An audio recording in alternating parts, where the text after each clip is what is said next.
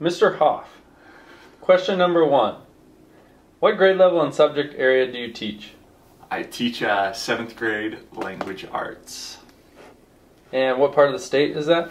In Salem, Oregon. How would you describe your personality as a teacher?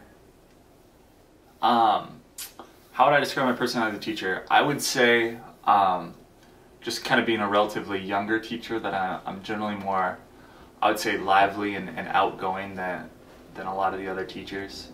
My kind of teaching personality has changed over the last couple of years, I'd say. First going into teaching, you're kind of deer in the headlights. You're not really sure what you're doing. I remember trying to just be kind of Mr. Cool, like be friends with the kids. And I think you learn really quickly that that's probably not the best way to teach a class. A lot of classroom management issues come along when you don't kind of distinguish the role of teacher and just buddy. So I've definitely say changed my teaching personality a little bit from when I started to where I am now, just to be a little more on the not necessarily strict side, but more having really high expectations for my students and enforcing those expectations.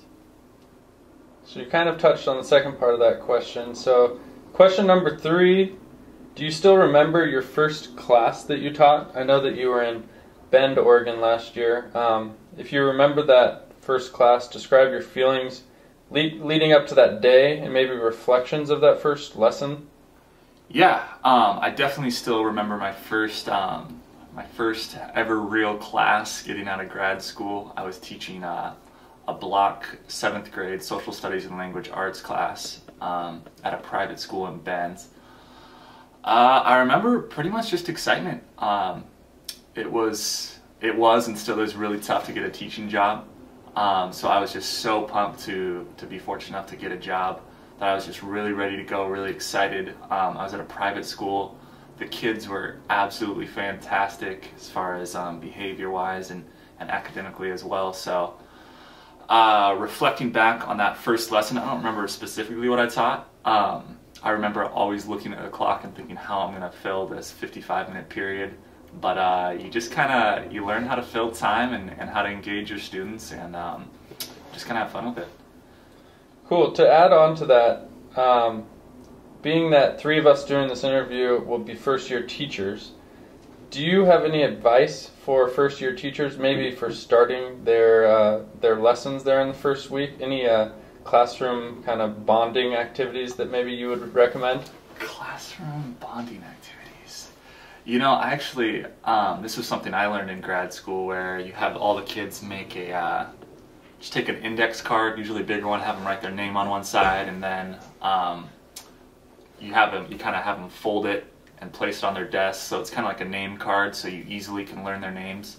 And then on the back you have them take 5-10 minutes, draw a picture of something that kind of represents you, and then you go around the room and share. I think that's kind of my standard first day thing with new students, just because you get to know their names, they have a name card, and then they also are able to kind of share a little about themselves, so their peers meet them as well as yourself. So that's a great first day lesson.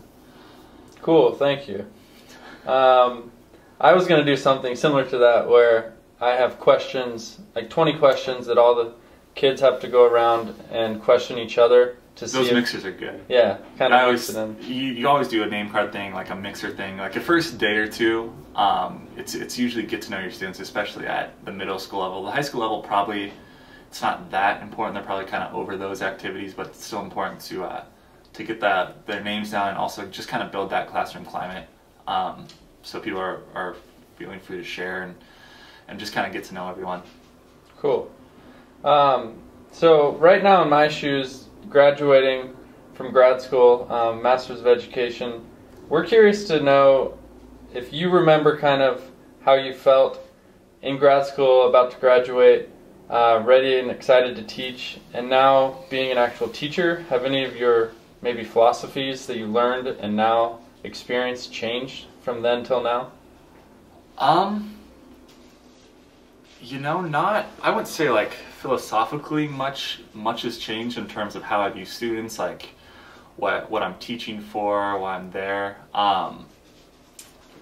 You just really, I mean, just kind of like when you go through that 6 months where you're in class learning about like philosophies of teaching and all that, and then you do your student teaching and you just realize like, you just gotta kind of get out there and do it, and that's when you learn how to become a good teacher. I think it just kind of that same way just kind of carries over, where you just kind of pick up little things as you go along, and the more you do something, the better you get. So I wouldn't say there's any philosophical changes, more of just you learn the little tricks of the trade, I guess, and how to fill time and how to engage your students.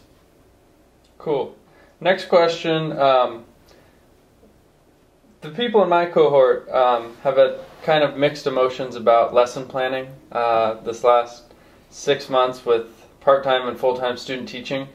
And we're just curious kind of how you, as a teacher in your second year and now going on to your third, how much time do you really think you put into planning out an actual organized lesson plan for what you're wanting to teach the following day or the following week? Yeah. In terms of writing out a lesson plan with, typing it out in Microsoft, like a 2-page lesson plan saying, this is my introductory, here are my 4 things, here's the objectives I'm going to hit, here's my closing, here are like my CFUs, my check for understandings. You don't do that as formally. I think how I plan now is at our school we have 6-week objectives that we focus on, kind of 6-week standards, where, for example, 1 6-week it's for examining content and structure. So I know for that 6 weeks period we're going to be looking at that standard. So I know what our standard is for that long, and it's, as far as planning goes, you just have your activities that you do to meet those standards. You have your direct instruction, but you're not in no way sitting out and writing out 2-page lesson plans for every single day like you have to do for your, I assume, your work sample in graduate school. That's that's really not practical. When you only have a 55-minute prep period throughout the day, you can't spend 3 hours making perfect lesson plans. It's kind of just not really a reality. Yes, I agree with this. To add on to that, do you still reflect to your lesson plans? Maybe if you're planning on doing the same unit the following year or term, do you take notes to reflect on what worked and what did not? There's definitely some reflection that takes place. It's not, I wouldn't say like formal reflection. It's more of, that lesson really bombed today. Like, kids were totally awful. Like, I probably won't do that again the following year. It's more of those kind of reflections, or that activity went great first period, I'm going to do it again second period, or that activity did awful first period, maybe I could tweak it a little bit so that second period with different kids it goes better. So it's more of that kind of reflection. I'm not sitting down and writing like 1-page reflections after every lesson. I would say it's more of kind of informal reflections that take place. Just like anything you do, you kind of think about whether it went well or whether it went bad. Okay. So I guess a couple maybe fun questions here. Can you name, from the first 2 years of teaching, a favorite moment and or accomplishment that you can recall from teaching? I'll start with accomplishment. My first year in teaching at a private school, we ended up getting, on our 7th grade language arts Oaks test, we were at 96 proficiency rate. Cool. Whereas that means 96% of the students either met or exceeded their Oaks test. So that was great, and I was really, really excited about that. And that was at a private school, but then this last year, being at a public low-income Title I school with a high ELL population, I still wanted to maintain those high expectations, and we were fortunate enough through doing a lot of different kind of instructional strategies and techniques and things at this school to score 91% on our Oaks test. And for me, that was really great to see that kind of all students can, regardless of where they're coming from or what their home situation is like, can still perform and still learn and still grow academically. So that was, in my mind, probably my favorite accomplishment.